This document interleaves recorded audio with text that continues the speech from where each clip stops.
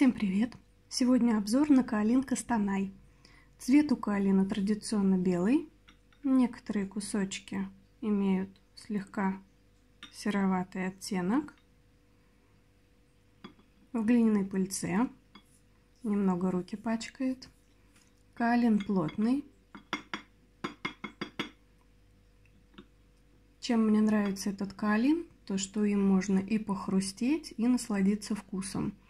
В отличие от мягких каолинов, которые едят ложкой, этот каолин все-таки имеет достаточно хороший хруст.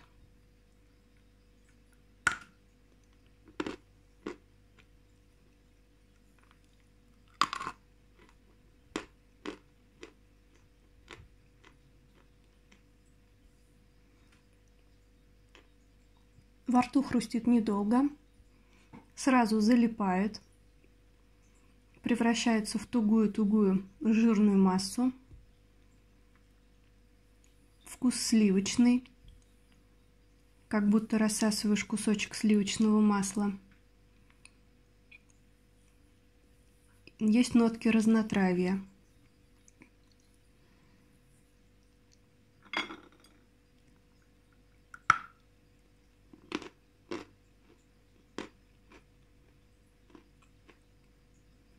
Глина не скрипит, очень чистая, очень жирная. Для тех, кто любит мелок, можно попробовать разрядить обстановку сухим мелком. Я мел не ем, и мне нравится, что он такой залипучий. Можно потом долго рассасывать эту массу, как и риску. Очень достойный каолин. По вкусу схож с глиной Астана.